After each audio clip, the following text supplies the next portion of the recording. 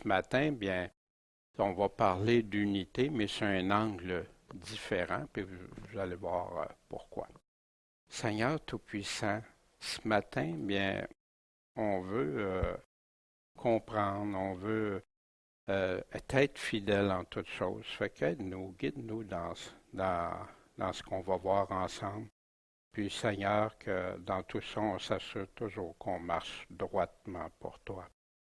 Donne-nous ta sagesse, donne-nous ta lumière, qu'on a tant besoin, Seigneur. On dépend de toi. Merci pour tout, Jésus, que tu aies tout sacrifié pour nous par amour. Amen. Bien, dans la série Juger ou pas, il y a une sixième partie, puis qui nous dit quand être uni selon la parole de Dieu. Ben, pourquoi tu me sers avec juger, pas juger? Mais oui, parce que l'Église est le lieu, l'assemblée, une assemblée, pas nécessairement un lieu, mais une assemblée où les gens se réunissent pour être en fonction du Seigneur, à être unis avec le Seigneur. Fait mais si il y en a qui pensent qu'ils peuvent absolument rien faire, qu'ils peuvent pas, non, non, non, n'importe quelle assemblée, c'est du Seigneur. Mais on va regarder ce que Jésus nous en dit euh, par la suite. C'est qu'on avait vu juger ou pas, hein, vous vous souvenez, avant les baptêmes, juger ou pas. Puis on avait vu quand, comment, puis pourquoi le faire. Quand est-ce que non, pourquoi oui, et tout ça. Jésus nous a dit de juger de toutes choses, de juger du bien et du mal, du vrai du faux, de juger les fruits. C'est par leurs fruits qu'on va reconnaître, etc. Hein? Je ne veux pas tout vous rappeler ça, mais jamais condamner à la place de Dieu. La condamnation, ça appartient à Dieu. C'est lui qui détermine pour une autre personne. Moi, je dois m'occuper personnellement. Est-ce que moi, je suis en accord avec ce que Dieu dit et fait? Puis, pourquoi juger justement avec droiture et commandé par le Seigneur, puis qu'on dirait, ben non, il ne faut pas l'appliquer. Il y aurait comme un non-sens. Puis, mais comment l'appliquer pour son Église qui lui appartient? Puis, avec tous les avertissements de Jésus puis des apôtres, on doit s'assurer de bien juger pour savoir quand on doit être unis selon ses paroles. Et ce matin, l'unité est reliée avec les jugements et discernements. C'est à nous que Jésus remet ça, mais pas selon nos critères à nous, selon les siens. C'est intimement lié avec les commandements du Seigneur et les enseignements des apôtres. Et si les assemblées auraient suivi les directives du Seigneur et des apôtres, ça ne serait pas rendu aujourd'hui dans une unité même qui globalise et qui met plein de gens qui n'ont pas les mêmes croyances ensemble. Ça doit être basé strictement, seulement sur la seule source infaillible, à partir des paroles de Jésus qui permettent de savoir quand, comment, puis avec qui être uni ou en unité. Fait que pour ça, je vais vous énoncer une histoire. Puis toute ressemblance avec du connu est voulue. Puis dans cette histoire-là, on va regarder, il y a des choses des fois, puis je pense à ceux qui nous écoutent sur Internet aussi, puis des fois voir l'unité, mais avec un angle. Là, ben, est-ce que c'est correct que je sois dans l'unité ou pas? Fait que là, voici, un jour, il y a un grand patron qui décide de préparer son départ. Il sait qu'il ne restera pas là, il s'en va, mais il va revenir. Fait qu'il rencontre ses associés, il leur confie la direction aux dirigeants, puis il leur donne leur mission. Il explique l'importance de son voyage. Je m'en vais, mais il ne donne pas tous les détails, hein? C'est le grand patron, mais il donne certains détails. Puis il donne toutes les directives nécessaires pour continuer pendant son absence prolongée. Parce qu'il doit, il part. Fait qu'il veut pas que ça soit laissé comme ça à la. Fait que- mais il les avertit, vous allez avoir beaucoup de difficultés dans mon absence. Puis d'adversité.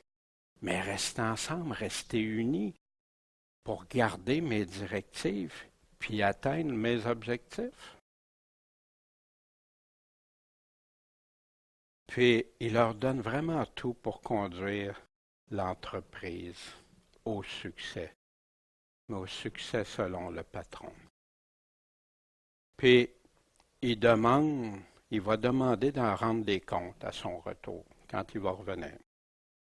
Ça vous fait penser à quelqu'un. Hein? Le temps passe, mais les premiers dirigeants arrivent à leur retraite. Hein? Ils doivent quitter. Puis ils préparent la relève en nommant des superviseurs qui vont enseigner comment recruter des nouveaux. Et ils vont enseigner aussi toute l'importance de suivre toutes les instructions du grand patron jusqu'à son retour. Ils savent qu'ils ne seront plus là.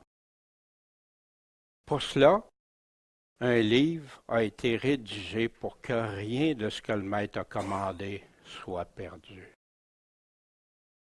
Puis dans ça détermine tout ce qui devrait être produit par des instructions précises, essentielles et immuables. Puis la mission, les objectifs, les directives spéciales, quelles sont les ressources pour accomplir, quelle est l'importance, puis le travail d'équipe. Attention, il y a des pièges, il y a une structure, il y a une organisation, il y a des mises en garde, des récompenses. Puis, le guide est complet, parfait, suffisant. C'est un hasard, mais ça m'a fait penser à toute écriture est divinement inspirée, utile pour enseigner, tout ça, mais c'est en dehors de l'histoire, hein, vous comprenez bien. Mais non, c'est tout à fait cette histoire-là. Et il nous a laissé ce livre. Après le départ de ceux qui sont partis à la retraite, tous s'appliquent. Les superviseurs fidèles continuent de suivre les instructions malgré toutes sortes de difficultés qui se présentent à eux. D'autres commencent par contre à trouver trop dur de suivre les directives, puis malheureusement, ils abandonnent. Il arrive des nouvelles réalités. Pour des employés, ça demande trop d'efforts. C'est difficile, puis en plus, nos résultats sont moindres. Plus tard, il arrive trop de concurrence. Puis notre quantité, notre marché, ça diminue toujours en décroissance. Certains commencent à évaluer, puis à choisir ce qui est bon ou pas, selon eux. Puis, on va y ajouter des instructions supplémentaires, des instructions étrangères.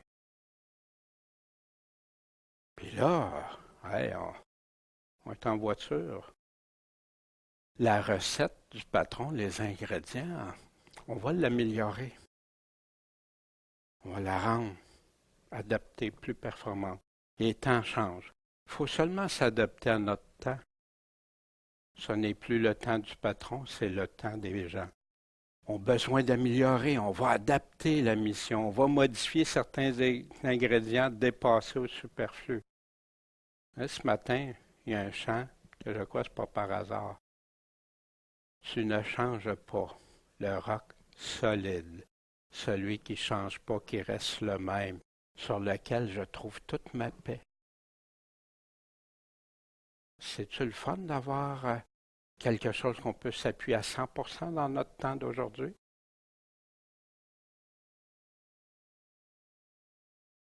D'autres commencent à vouloir modifier, adapter, mais là, pour attirer vers eux ceux qui commencent à douter. Puis, bien sûr, ça leur permet de changer encore plus la recette. Il y a des spécialistes qui améliorent la recette allégée en supprimant des ingrédients ou en rajoutant selon leur meilleure compréhension, une compréhension améliorée qu'ils ont. Le patron ne pouvait pas tout savoir, hein. La recette qui, aux yeux de certains, était devenue trop ardue à suivre a été allégée. Les ingrédients trop coûteux ou pas assez sucrés ont disparu de la recette. D'autres se prennent au-dessus de l'autorité, puis disent que le patron ne pouvait pas savoir autant qu'eux maintenant, qu'ils ont cheminé, qu'ils peuvent se reposer même sur leur propre expérience. J'ai dit en toute ressemblance, c'est voulu, hein? Mais le grand patron avait bien dit de continuer à produire avec grand soin selon ses directives. Fait qu'il y en a qui s'attachaient à ça, fermement. Certains ont choisi de ne pas modifier ni la mission, ni la recette par fidélité et amour envers le grand patron, malgré tout ce qu'ils subissaient. Certains pensent aux promesses et à ses avertissements, puis veulent rester prêts pour quand il va revenir. Certains se mobilisent, s'encouragent.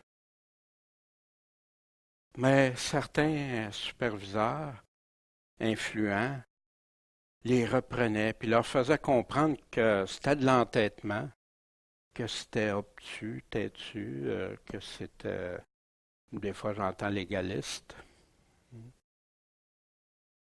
puis ça fait juste nuire aux autres. Le plus important était de rester unis puis continuer à produire, même si la recette était plus la même, que la mission était demeurée la même. Fallait quand même pas prendre si au sérieux toutes les paroles du patron. Il va bien comprendre, on va lui expliquer.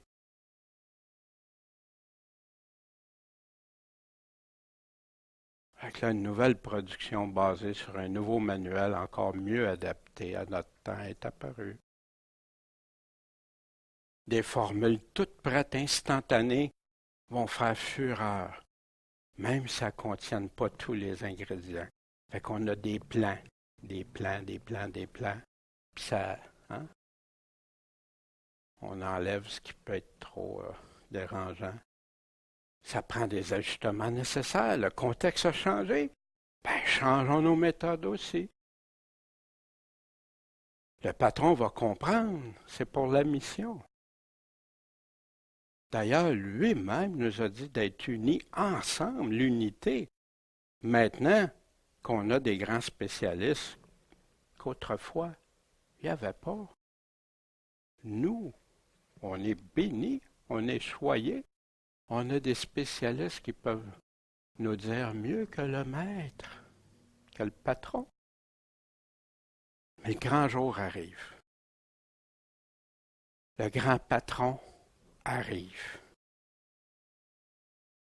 L'énervement et là, l'excitation. Il y en a qui ont des attentes très élevées. Mais là, il y en a qui commencent à réaliser. Ben, il va nous demander de rendre des comptes. Je suis pas prête. Ou non, je suis prêt. Il y en a que c'est la joie, la paix. Il y en a d'autres, c'est l'anxiété, la peur, la terreur, la crainte, la honte. Le patron arrive. Fait que le patron demande de tous les rencontrer, puis qu'il va les procéder à une évaluation selon ce qu'ils ont fait. Comment se porte l'entreprise et sa mission?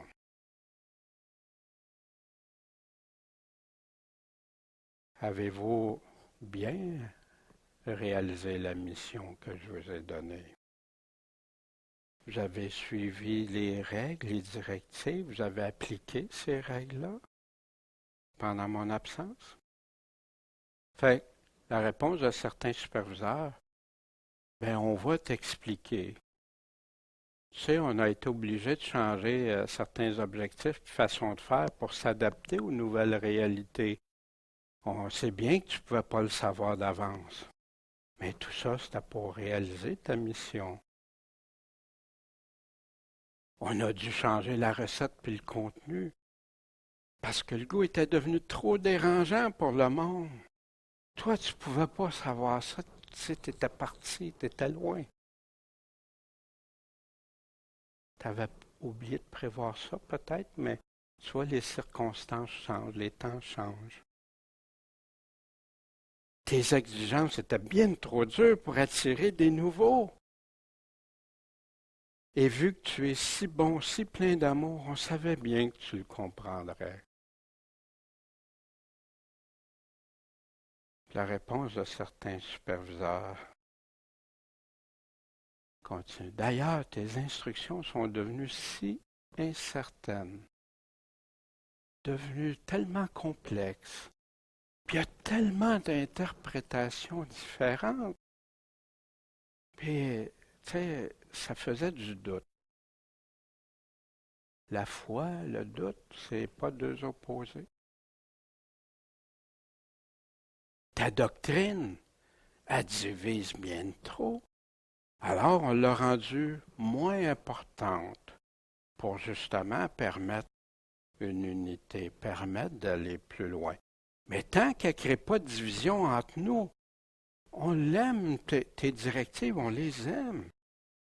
Mais on condamne ceux qui ne veulent pas rester unis avec nous, comme tu nous l'as si bien commandé.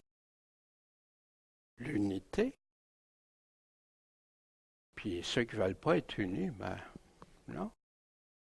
Donc, on a été obligé de conclure des alliances ensemble. Puis d'un commun accord, on a décidé cette entente. Seulement la mission qui compte. Chacun comme il pense pour correspondre à leur interprétation. Sans ça, ça fait trop de division. Puis pour avoir la foi qu'ils conçoivent, puis comme ça, l'unité est revenue. T'es pas content de nous, patron?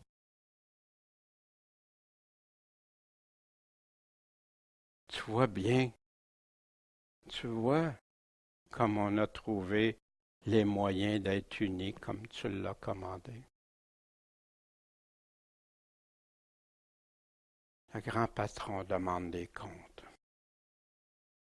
Mais où est le produit que je vous ai commandé de faire? Quel fruit ça a porté?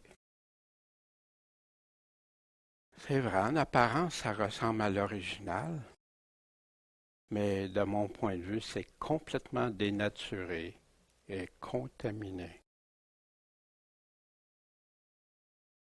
Dans la recette, il y en a qui ont été affaiblis, il y en a qui sont tombés malades, puis ça en a conduit plusieurs à la mort.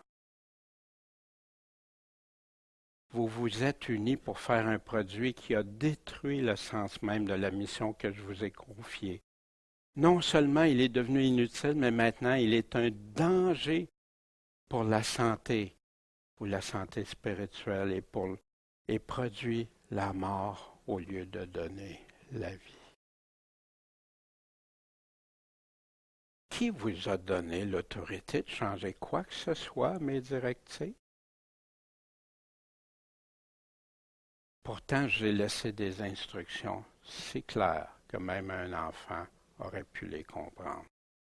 Pourquoi en avoir fait fi? Qui a osé faire ça? Qui a choisi de suivre mes consignes? Placez-vous à la droite. En les suivant, vous m'êtes resté fidèle. C'est là que vous avez cru en moi. Même parmi toutes ces tempêtes pendant mon absence. Qui a choisi de ne pas tenir compte de mes consignes? Placez-vous à ma gauche. En ne les suivant pas, c'est moi que vous avez méprisé. En les rejetant, vous m'avez rejeté, celui même pour qui vous affirmez l'avoir fait ensemble.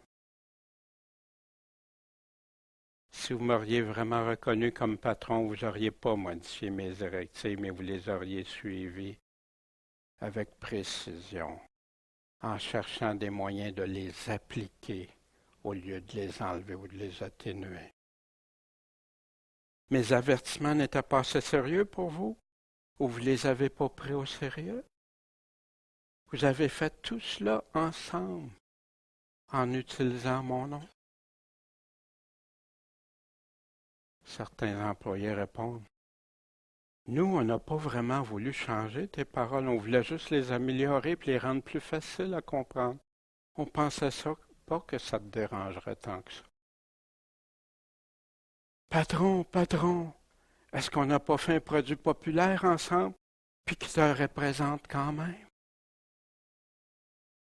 On a tellement travaillé pour toi. Nous, nous autres, on ne le savait pas, tout ça. On les a suivis. Tu nous as dit de suivre les spécialistes.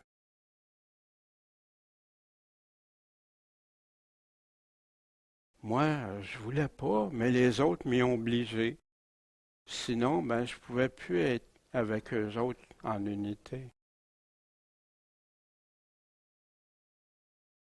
Tu vois bien, nous sommes quand même restés unis comme tu l'as commandé.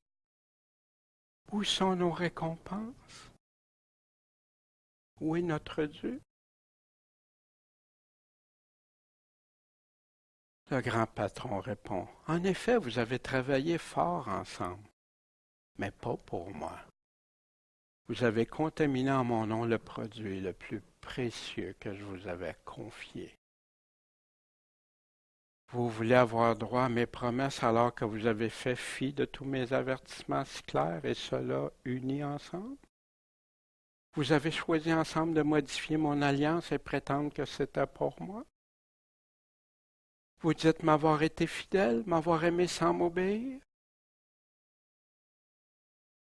Mes paroles étaient trop dures. Que direz-vous de celles-ci? Vous n'êtes pas mes employés. Vous êtes vos propres patrons en décidant à ma place, vous donnant une autorité que je ne vous ai jamais donnée. Alors sortez d'ici, c'est pas votre place.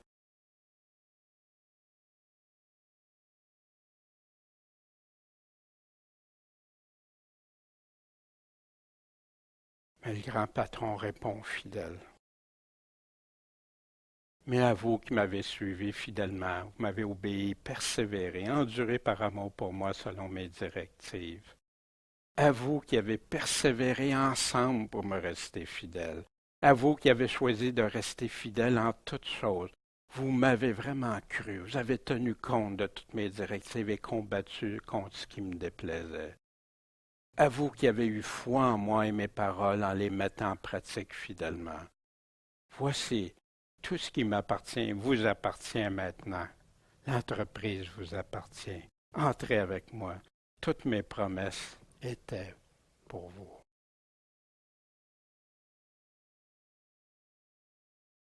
Pas que ça vous fait.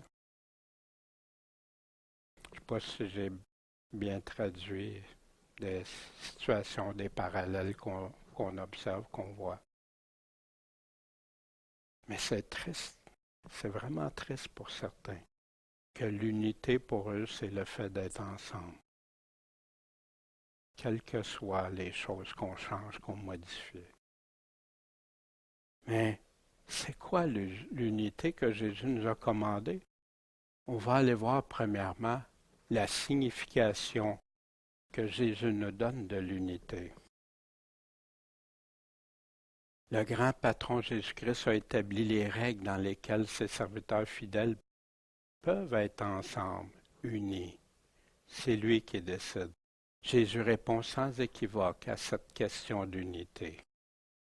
Voici le fondement selon le Maître Jésus-Christ.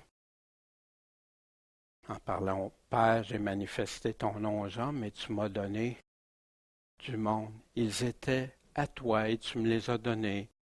Et ils ont gardé ta parole. Ils ont connu maintenant que tout ce que tu m'as donné vient de toi, car je leur ai donné les paroles que tu m'as données. Et ils les ont reçues, acceptées, pratiquées. Et ils ont connu véritablement que je suis venu de toi. Ils ont cru que tu m'as envoyé. Je prie pour eux. Je ne prie pas pour le monde, mais pour ceux que tu m'as donnés, parce qu'ils sont à toi. Et tout ce qui est à moi est à toi, et ce qui est à toi est à moi. Et je suis glorifié en eux. Je ne suis plus dans le monde, mais ceux-ci sont dans le monde, et je vais à toi. Je m'en vais en voyage. Père Saint, garde en ton nom ceux que tu m'as donnés, afin qu'ils soient un. Comment? Comme le Père et Jésus-Christ. Qu'est-ce que ça veut dire, comme le Père et Jésus-Christ? Il y en a qui ont oublié le sens de ça. Ils ne sont pas du monde comme je ne suis pas du monde. Sanctifie-les par ta vérité. Mais quelle est cette vérité? Ta parole est la vérité. Comme tu m'as envoyé dans le monde, je les ai aussi envoyés dans le monde. Je me sanctifie moi-même pour eux, afin qu'eux aussi soient sanctifiés par ta parole, par la vérité. Je ne prie pas seulement pour eux, mais aussi pour ceux qui croiront en moi par leur parole. Dans quel but? Afin que tous soient un, tous soient en unité. Comme toi, ô Père, tu es en moi et moi en toi. Il y en a qui prétendent être en Jésus-Christ en vivant de toutes sortes de manières. Wow! Un en nous, pour que le monde croie que c'est toi qui m'as envoyé. L'unité ensemble, comme Jésus dans le Père, nous dans Jésus, pour que le monde sache. Je leur ai donné la gloire que tu m'as donnée, afin qu'ils soient un comme nous sommes un. Moi en eux et toi en moi, ils répètent, pas de confusion possible, afin qu'ils soient parfaitement un, totalement un, et que le monde connaisse que tu m'as envoyé et que tu les aimes, comme tu m'as aimé. Wow! Dieu peut m'aimer comme il a aimé son propre Fils. Wow! Père, je désire que ceux que tu m'as donnés soient avec moi, où je serai, afin qu'ils contemplent la gloire que tu m'as donnée, parce que tu m'as aimé avant la fondation du monde.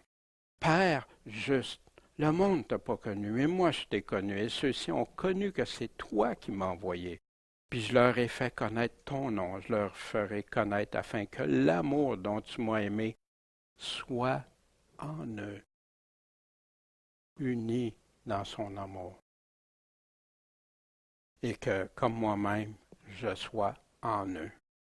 Fait que quand quelqu'un dit qu'il est en Jésus-Christ, qu'est-ce que ça comporte à être en Jésus-Christ?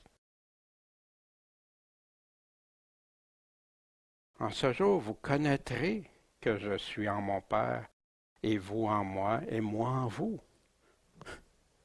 Quel est en ce jour? Si vous m'aimez, gardez mes commandements, et je prierai le Père qui vous donnera un autre consolateur pour demeurer éternellement avec vous. L'esprit de vérité que le monde ne peut recevoir parce qu'il ne voit pas, qu'il ne connaît pas. Mais vous, vous le connaissez parce qu'il demeure avec vous et qu'il sera en vous. Je vous laisserai pas orphelin, je viens à vous. Encore un peu de temps et le monde ne me verra plus. Mais vous me verrez. Pourquoi? Parce que je vis et que vous vivrez. En ce jour, vous connaîtrez que je suis en mon Père et vous en moi et moi en vous. Quand elle va venir. Wow! Je pense que ça n'a pas besoin de développement. Je pense que l'unité, on la voit très bien de quelle unité Jésus parlait. L'application de l'unité par les apôtres, le jour de la Pentecôte étant arrivé, ils étaient tous d'un accord dans un même lieu. Ça a débuté comme ça, l'Église du Seigneur.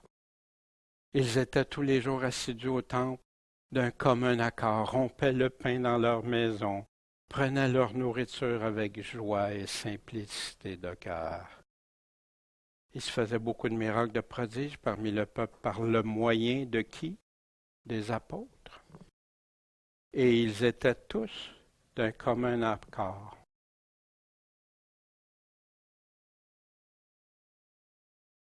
Ceux qui reçurent de bon cœur sa parole furent baptisés et ce jour-là, environ 3000 âmes furent ajoutées aux disciples. Or, ils persévéraient dans quoi? L'enseignement, la doctrine de qui? Des apôtres. Pas dans les doctrines d'aujourd'hui, dans les doctrines de ce temps-là, il y a 2000 ans. Dans la communion, l'unité ensemble, la fraction du pain et dans les prières. Et tout le monde avait quoi? De la crainte. Est-ce qu'on en voit beaucoup de la crainte aujourd'hui? La crainte du Seigneur, la vraie crainte, la bonne crainte du Seigneur. Il se faisait beaucoup de miracles de prodiges. Or, tous ceux qui croyaient étaient où? Dans un même lieu. Puis, il y avait toutes choses en commun. Ils vendaient leurs possessions, leurs biens, distribuaient tous, selon le besoin que chacun en avait. Mais ils étaient tous les jours assidus au temple. Tant qu'ils ont pu aller au temple, ils y allaient. Des chrétiens allaient au temple. D'un commun accord et rompant le pain dans leur maison, ils prenaient leur nourriture avec joie et simplicité de cœur, louant Dieu, et étant agréables à tout le peuple, et le Seigneur ajoutait tous les jours à l'Église des gens qui étaient sauvés. Une belle unité. Elle est basée sur quoi cette unité-là? Comment ils vivaient cette unité-là? Paul, ainsi nous qui sommes plusieurs, nous sommes un seul corps en Christ. Et nous sommes chacun en particulier, chacun de nous, les membres les uns des autres. Nous sommes le corps de Jésus-Christ, dépendant de Jésus-Christ. Mais entre nous, chacun en particulier, on est interdépendants. Tous dépendants de Christ, mais interdépendants les uns des autres. Et que le Dieu de patience, de consolation vous donne d'avoir les mêmes sentiments entre vous. Mais de quels sentiments? Selon qui? Jésus-Christ. Tu peux avoir tous les mêmes sentiments dans plein de choses, mais ici, il est en train de parler de les avoir selon Jésus-Christ, selon sa vérité, selon ses commandements, selon sa volonté, selon la sanctification qu'il nous demande, l'obéissance, tout ça, afin que d'un même cœur et d'une même bouche, vous glorifiez le Dieu qui est le Père de notre Seigneur Jésus-Christ. Il y a un seul corps et un seul esprit, comme aussi vous êtes appelés à une seule espérance par votre vocation. Il y a un seul corps de Jésus-Christ. Il y a un seul esprit qui vient de Dieu. Il y a plusieurs esprits, il y a plusieurs corps.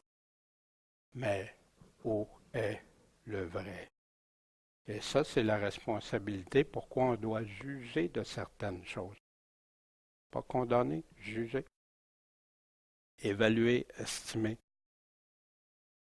Paul dit aux Corinthiens, car comme le corps est un, quoi qu'il y ait plusieurs membres, puis que ce corps, il prend l'image d'un corps, et de ce corps unique, tous les membres, quoi qu'ils soient plusieurs, ça forme juste un corps. Ma main, mon pied, tout ça, c'est le même corps.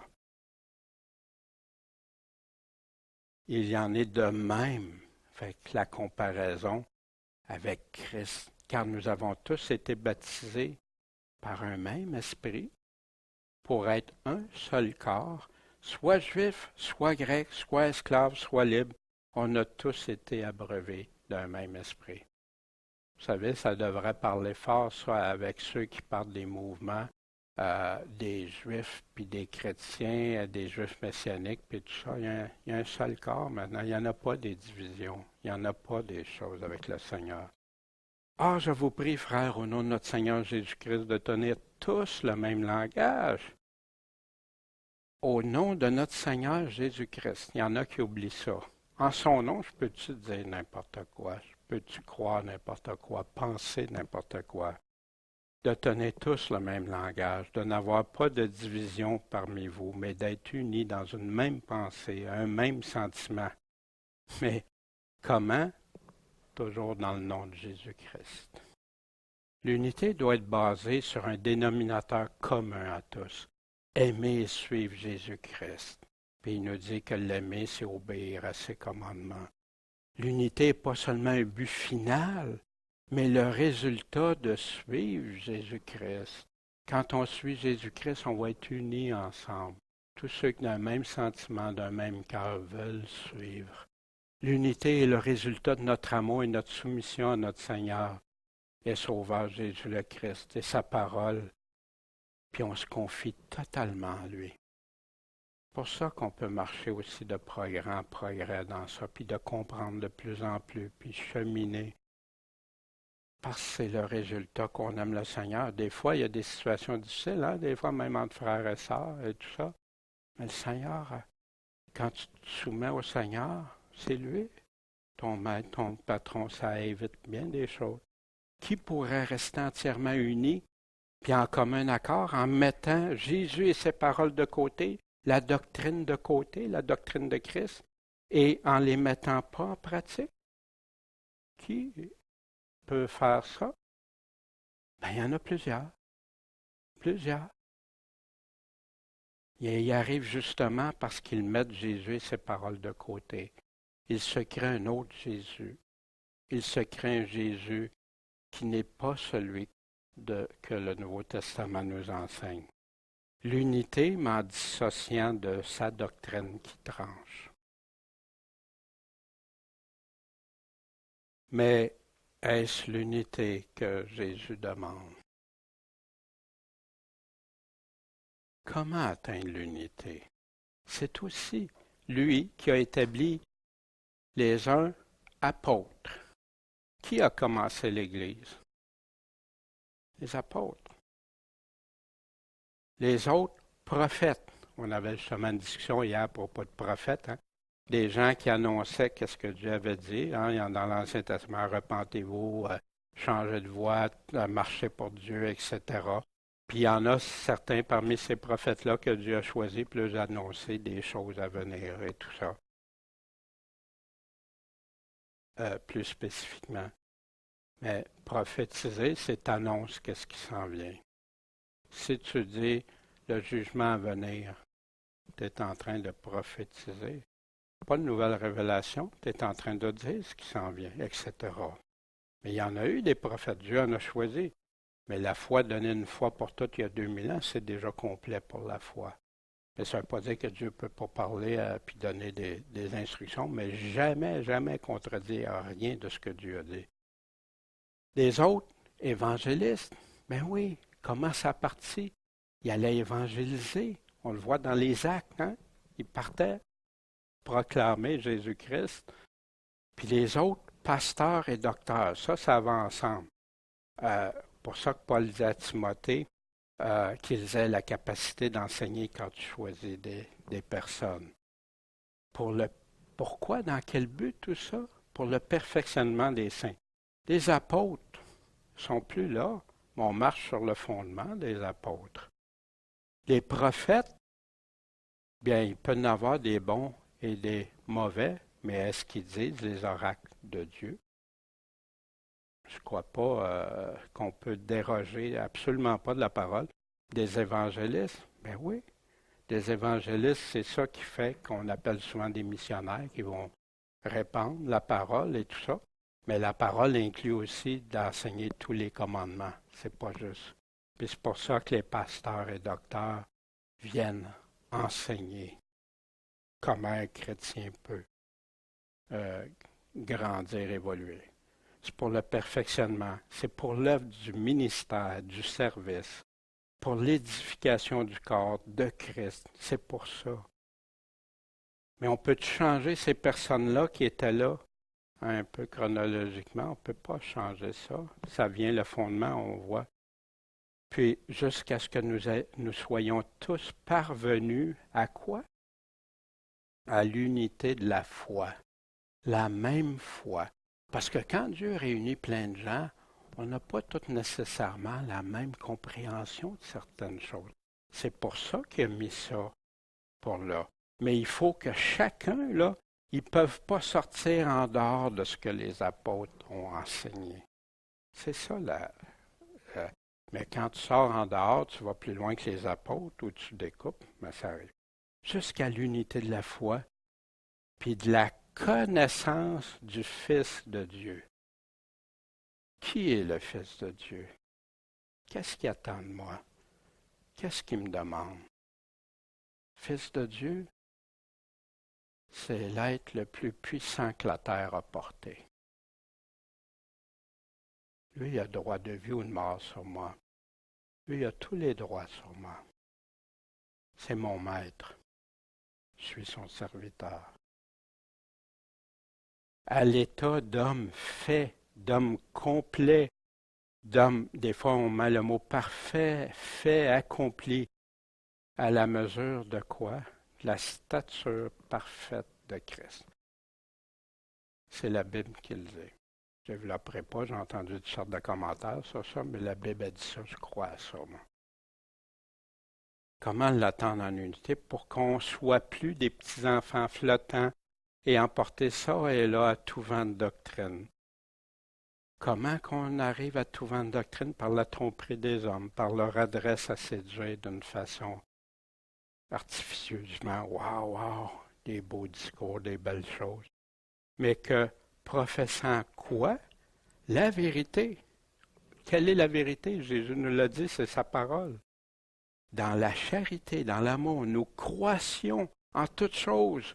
Mais croître comment? Dans celui qui est le chef, Christ, de qui tout le corps bien coordonné, puis étroitement uni, par le concours de toutes les jointures, tire son accroissement, grandit, chemine selon la force assignée à chaque membre pour qu'il soit édifié lui-même dans l'amour.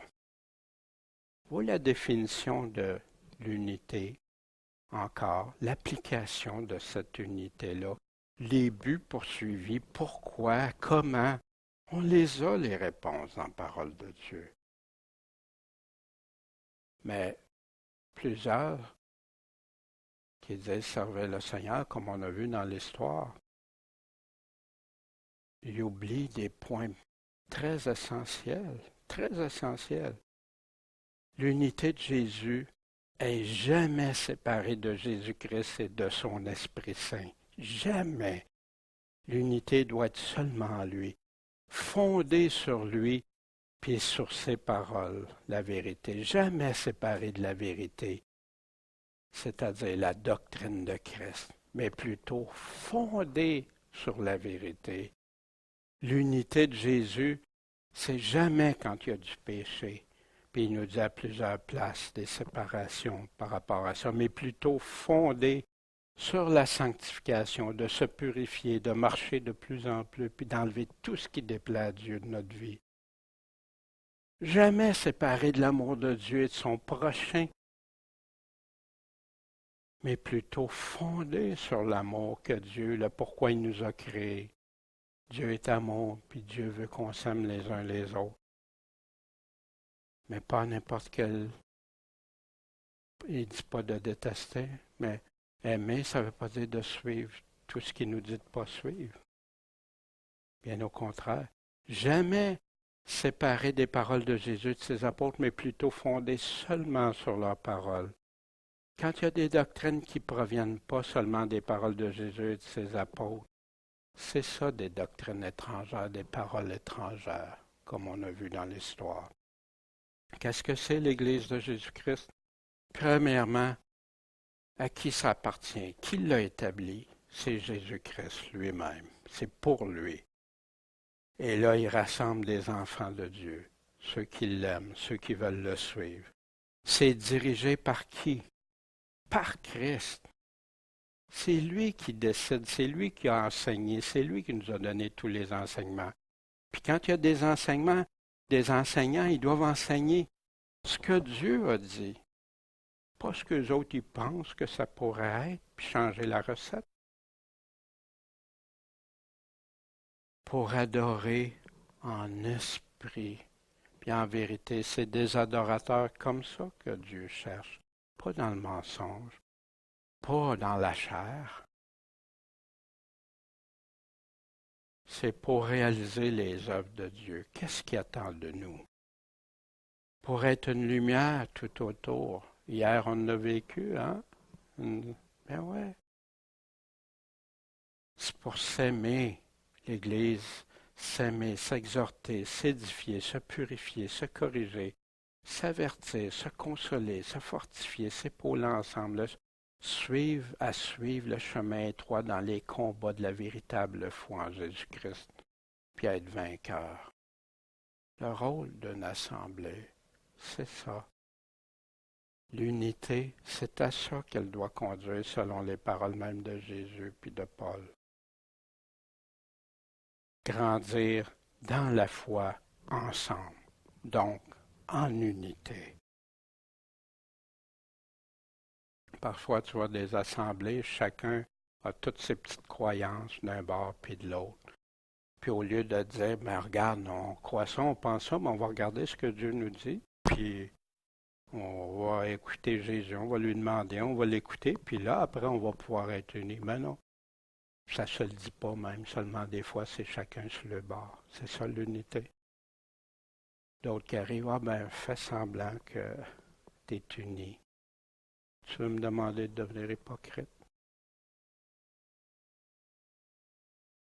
Notre raison d'être ensemble. Adorer et louer Dieu de tout notre cœur ensemble, lui remettre la gloire ensemble. Connaître Christ, lui obéir ensemble. Aimer et chercher ensemble sa vérité, son amour et son unité, l'unité qu'il a avec le Père. Connaître sa volonté pour son Église ensemble. Qu'est-ce que t'attends de nous, Seigneur? C'est ensemble, c'est ça qu'on prie, qu'on demande, qu'on cherche, qu'on étudie, qu'on veut comprendre sa parole, sa volonté. Être une assemblée totalement consacrée à lui. Pas, je me consacre, moi, mais les dimanches. Ben, je commence le samedi soir, tu sais, tranquillement. Non, c'est pas ça être consacré à Jésus, c'est vivre pour Christ. En vie pour Christ. Un corps interdépendant, attaché, totalement dépendant de la tête, Jésus-Christ. S'investir dans la grande mission selon les dons et capacités que Jésus donne à chacun. Sans s'interrompre, hein, pas pour se rivaliser, pas de compétition, pas de choses. Non, ensemble, pour s'améliorer tous à servir Christ, puis à se servir les uns les autres. L'unité de la foi, en qui, pourquoi, comment, pourquoi.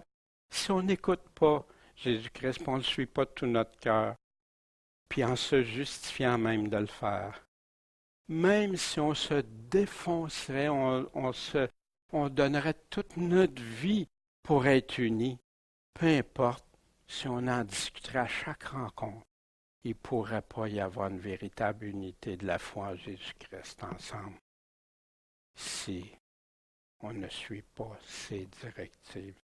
Seulement une consécration totale avec des cœurs dédiés arrive à une vraie unité selon la parole de Dieu. Alors nous sommes dans son unité. Alors on est en commun accord, puis pour y demeurer, quoi qu'il arrive, quelles que soient les tempêtes. Hier, je l'ai montré à Martin. C'est Martin, je lui en parle souvent, tu sais, puis à trois fois je le vois. C'est un cerisier qui m'a donné, qui était, hein, il l'a donné à Michel aussi, puis ça. Puis, j'ai dit, Martin, à toutes les fois que je passe à côté de ce cerisier-là, j'ai une pensée pour prier pour vous autres. Tu sais. Ça me fait rappel, vous autres, puis tout ça. Puis, j'ai dit, cet arbre-là s'est développé d'une façon spéciale à mes yeux. Il a poussé, les branches se sont unies ensemble. Ils sont pas. Puis, il y en a d'autres, là, on voit pas trop bien sur la photo. Les autres branches commencent à faire la même chose pour s'enrouler ensemble, pour faire un. J'ai trouvé cette image-là euh, extraordinaire pour me rappeler des principes puis des choses. Pardon? Une racine, une seule racine. Merci Michel, c'est un bon. Puis, voyez-vous, puis ça avec Christ, uni avec Christ. On peut l'utiliser aussi pour le mariage, puis plus tard qu'il y a des rejetons qui arrivent. Hein? Mais je croyais que c'était une belle image pour ça. Fait que ce matin, c'est ce que j'avais à vous partager. Je vous ai présenté l'unité sur un autre angle, mais l'unité selon Jésus-Christ, mais l'unité aussi avec juger, pas juger. Voyez-vous, Dieu a établi ses critères. Nous, on ne peut pas changer sa recette. On ne peut pas enlever les ingrédients qui feraient moins notre affaire, mais on doit plutôt s'y attacher fortement. Ça, d'autant plus qu'on voit les jours actuels. Alors, moi, ma prière à Dieu, c'est que vraiment on soit tous en train de comprendre son unité, puis de la vivre avec lui, puis ensemble, tout ça. Puis que là, on peut dire, Seigneur, on est en vraie unité.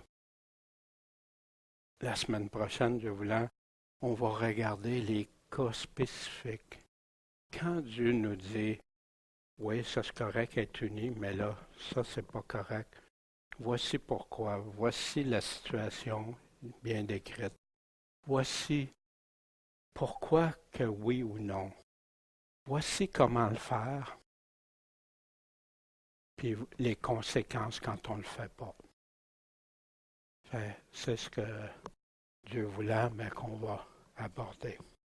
Bon Père céleste, merci de ta parole, ce roc solide, Seigneur, qui ne change pas avec le temps, qui ne dévie pas d'un iota, mais que toi, tu as établi. Tu es notre grand patron en voyage, Seigneur, mais tu vas revenir. On est tes employés, on est tes serviteurs, Seigneur. On ne veut pas te déplaire, on veut être agréable, mais on veut encore bien plus que ça, c'est t'obéir, te servir. C'est toi le grand maître. En ton saint nom, Jésus-Christ, qu'on aime de tout notre cœur, notre pensée, nos forces, puis les uns les autres comme nous-mêmes. En ton nom, Jésus. Amen.